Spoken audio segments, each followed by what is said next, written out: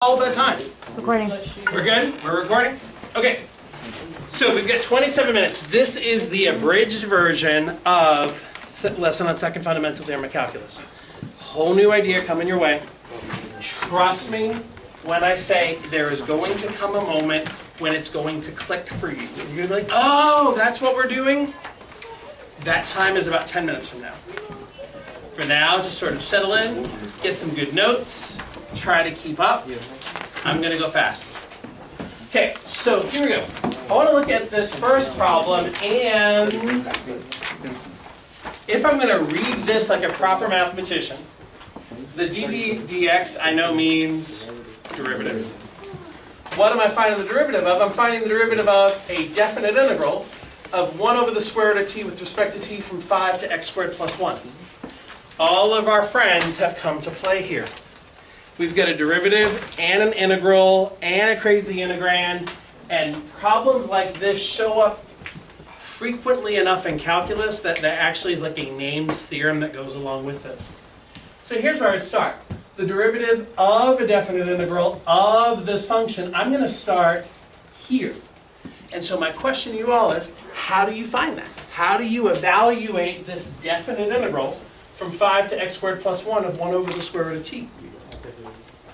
How do we start evaluating a definite integral?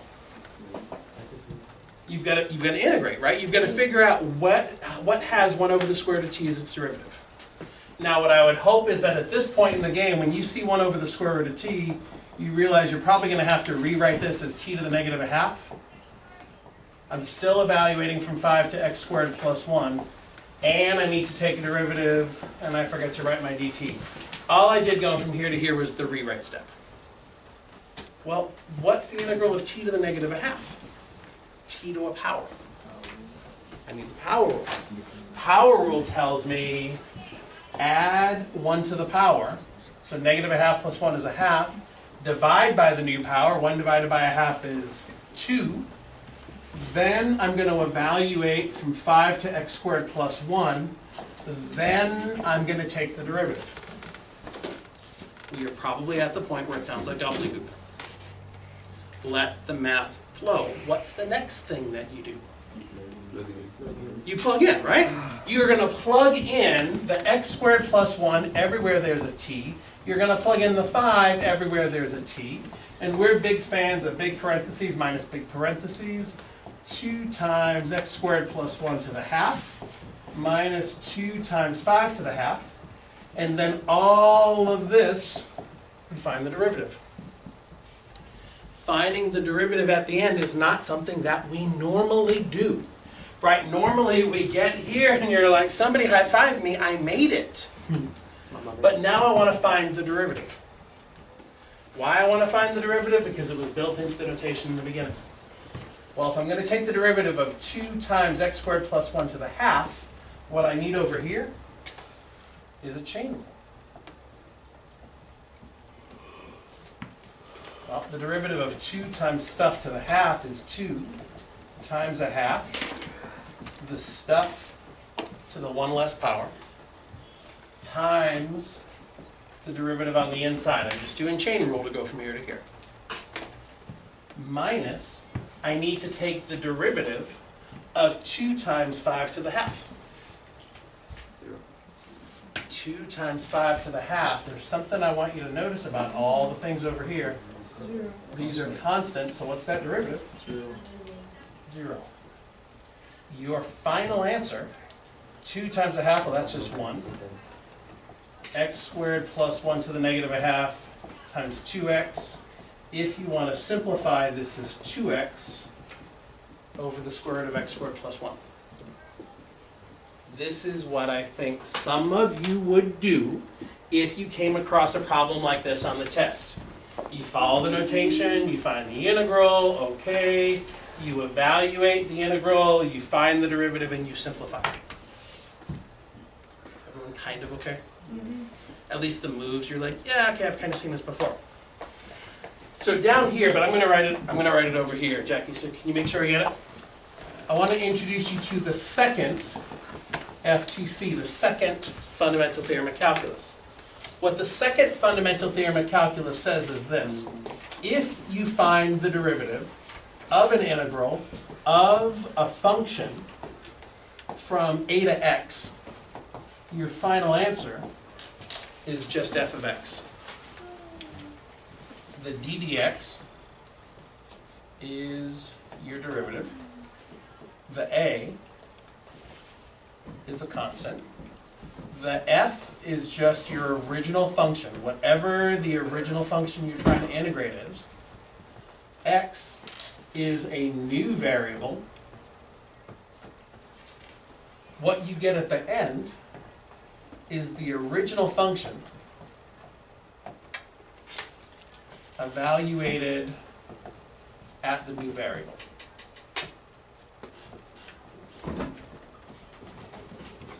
That's the fundamental theorem of calculus. Life gets good. The second fundamental theorem of calculus is going to make your life better when you start to snap to it. In order to use the second fundamental theorem of calculus, you need to be taking the derivative of an integral of some function. Well, we're always if you're going to integrate, there's always some function here. Your lower limit has to be a constant. The upper limit has to be a new variable. We never want the variable here to match this guy here. But your answer is your same old function evaluated at the new variable. Take a second. Just practice that with somebody near you. Talk them through the second fundamental theorem of calculus. How does it work? I don't even get it, so go ahead.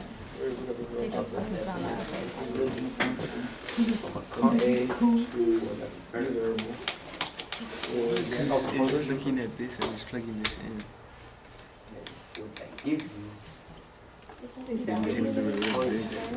Then we do 2x up here, and then square root of x squared plus 1. Yeah, I don't know what I was doing. I don't know it.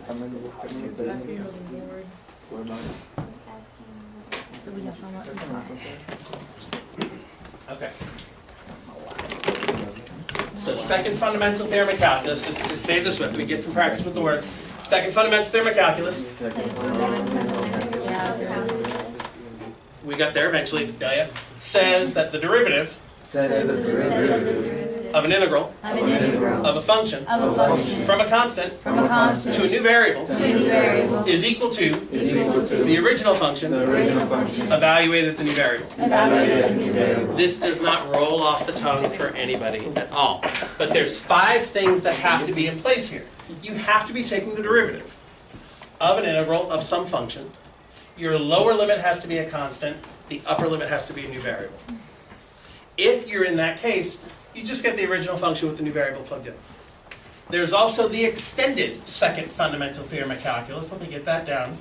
And then we're going to take a look at it. You're going to be like, oh my God, is that it? Truly, that's it. The extended version says the derivative of the integral of a function starts the same way as the last one, from a constant to some new function, not just some variable, but a more complex expression, is going to be equal to f of g of x times g prime. Derivative integral function from a constant to a new function is f of g of x, my original function. So you plug in the new function times g prime, which is the derivative of the new function. Now, I just heard somebody whisper, and it was a good thing. I heard somebody whisper, I know this expression. You've seen this before. No, you haven't. Oh. For all the folks that were just whispering, what you see is chain rule. This is not the chain rule. Why is this not the chain rule? What's missing? Why isn't this the chain rule? It's not the parentheses that's missing. It's the f prime. If this was the chain rule, we'd be saying it's the derivative of the mama, leave the baby alone, times the derivative of the baby. This is not f prime of g of x, it is f of g of x. Okay, so let's go back. Let's go back to this opening problem that we did. Is that a second fundamental theorem of calculus question? Yes. Does it have all the right pieces? All the right pieces, I have to take the derivative of the integral of the function. Derivative of the integral of the function, I've got that. Is my lower limit a constant? Yes. My upper limit is a new function. So f is the original function. This guy here is the new one. Well, what's the derivative supposed to be by the second fundamental theorem of calculus? It's f with the new function plugged in. So rather than saying 1 over the square root of t, it's 1 over the square root of x squared plus 1 times g prime, the derivative of the new function, which is 2x, which is exactly what we just came up with if you rewrite it as 2x over the square root of x squared plus 1. Ta-da! So here's your choice. Do it the first way. Enjoy the 5 minutes of all of your calculus skills coming out to play. Or recognize that it's a second fundamental theorem of calculus question and just apply it and say, okay, well, it's this guy here with the new function plugged in times the derivative of the new function, and you get the exact same answer. Okay. Questions so far? I was not expecting thunderous applause today. Maybe tomorrow, or maybe never. Jose's impressed. Is everyone else kind of okay? Okay, so I'm going to leave these two up here, and what I want to do is give you guys some practice time between now and Roberto. How many at a time? 15. 15 minutes. All right, let's look at 4 problems that we're going to do in this first round, and I want to give you guys some time to play with this. First problem, you and your group have 30 seconds. These should all be relatively quick questions. See what you can do.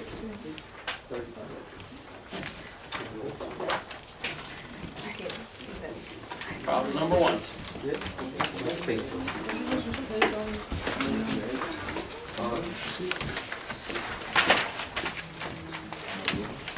$20 seconds left. Let me go over here.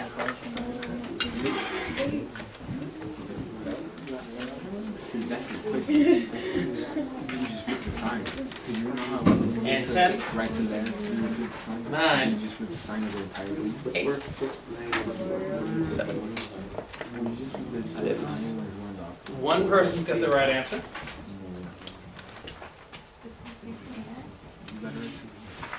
And 3,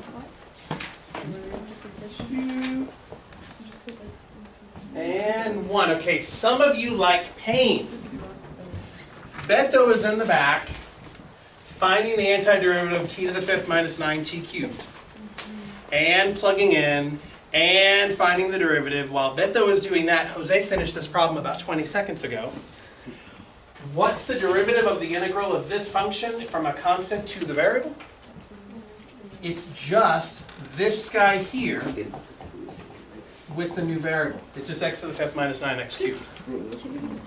There is almost no work that you need to do if you're using the second fundamental theorem of calculus. Derivative of the integral of a function from a constant to a new variable. It's just your same old function with the new variable plugged in. That's it.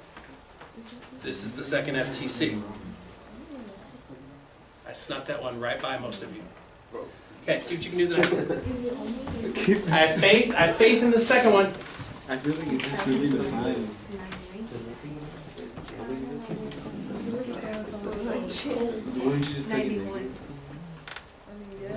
Am I right? Because you'll be seeking. Alright, you know I'm just gonna do that. Am I right? Are you right home? We'll find out in about 15 seconds. Alright, we'll find out great. Leave you alone. Fine, I'll leave you alone. I feel like it's Yeah. Like you did this to make confused. no, the constant is No, never mind, Okay. All right. you understand? Most folks look like they are trying to apply the second fundamental theorem of calculus. But there is a problem. There is a problem. If you look carefully at this problem, there is a reason why you should not be applying the second fundamental theorem of calculus right now. You've got the derivative of the integral of a function. The variable is on the bottom, the constant is on the top. With the second fundamental theorem of calculus, you have to have the constant on the bottom. Roberto, what do you want to do? Wouldn't it be negative? Wouldn't it be negative? What do you mean? So you want to just switch the limits. Is it okay to just switch the limits of integration? Put a negative. If you do that, though, you introduce a negative sign that wasn't there before. So now it's negative secant squared 5x minus 9 dx. And now you take the derivative. Well, the derivative of the negative of all this stuff is just equal to the negative of the derivative. So the negative of this integral here, secant squared 5x minus 9 dx. Now I can use the second FTC. And the second FTC says that this will be negative secant squared 5t minus 9. The negative has to be on the outside because that negative comes in when you switch your limits of integration. The second fundamental theorem of calculus should make your life better. It should.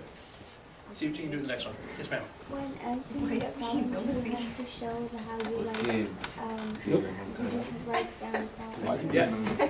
So these are like common questions on the multiple choice part of the exam, so like no work is needed. What if it was free response? We'll talk about free response in a little bit. So g of x is the integral from x to negative 2 of cotangent of u du. Find g prime of pi over 4. Yes.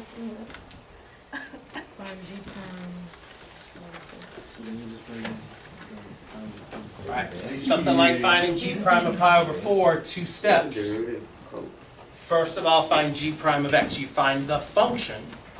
And then the second part is you evaluate at pi over 4. You're going to do both pieces. Find the derivative first, then it's the plug-in step. Well, what's the derivative? G prime is the derivative of this integral of cotan of u du. Derivative of the integral of a function. You guys know what to do. Except the constant's on the top, not at the bottom. So we're going to have to flip it.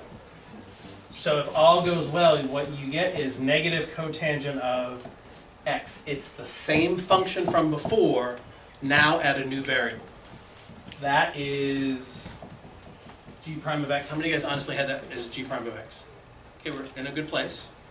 Now you've got to find g prime of pi over 4. To find g prime of pi over 4, now that you found the derivative, now you do the plug-in. And so you get negative cotangent of pi over 4. If this is the free response part of the test, and you have no idea what to do with cotangent, you leave it. You just walk away. Let's assume it's multiple choice, though. What do we know about cotangent? It's on a poster somewhere. Cotangent is cosine over sine. So we've got the negative cosine of pi over 4 divided by sine of pi over 4. And it's going to be negative 1 because cosine of pi over 4 is radical 2 over 2.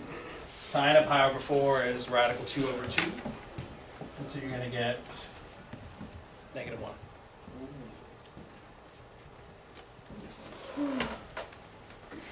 Alright, I want you to skip number 4 and go straight in for number 5.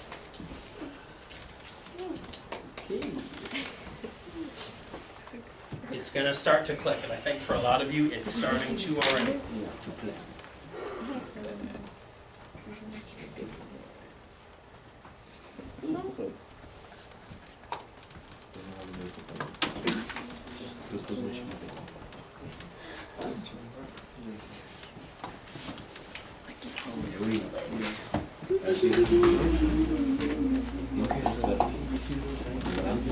You understand it, right? So two rooms, it was telling me like and then yeah, and you see that you have a constant at the bottom and you have a variable on top. It depends on if you have a new function or a variable. And depending on that, Right, that's either the second or the new function. That's the new And function. then whatever it is, you write. So the second one is free back the original function. Those that you get.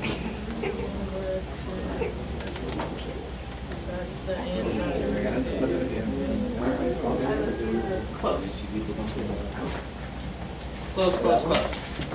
You have a new function on top. Okay, You have one of the- popular wrong answer that I'm seeing right now is cosine cubed of 1 over x. You're taking the derivative of the integral of a function from a constant up to a new function.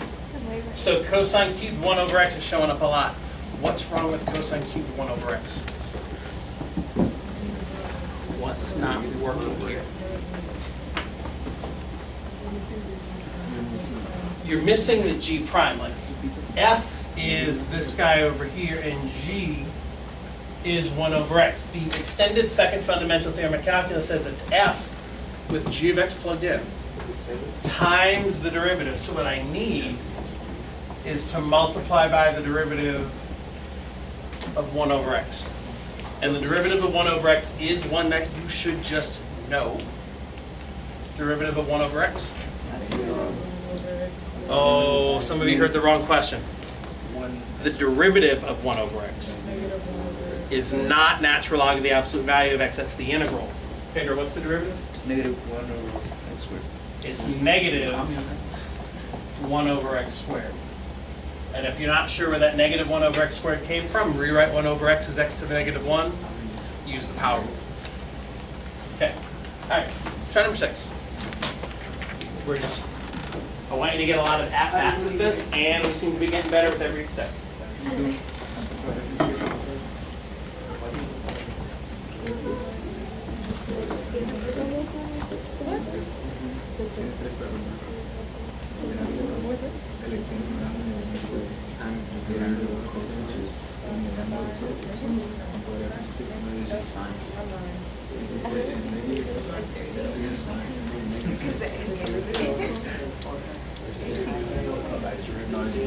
Stop.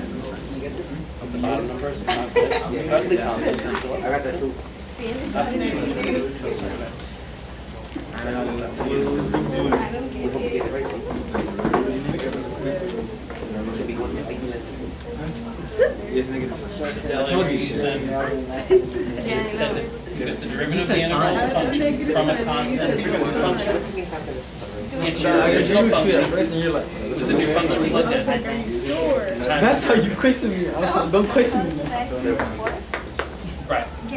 All right, friends. Cosine of x to the 4th. Right? That's my original function. That's my new function. Times the derivative of cosine of x. Be careful. So this is cosine of x to the 4th times negative sine of x. How many guys honestly have that? Okay, we're doing. It's starting to like come together. All right, try number 7. This is going to be the last one that we're going to be able to do, I think. Yep. Okay, like on the first one, to say that like, I forgot what is already constituted as DBA. It's just funny for Like you write it. Yep. I'm scared. Don't be scared. So f of x is the integral from negative pi to cosine of x of u to the 4th. Find an expression for f double prime.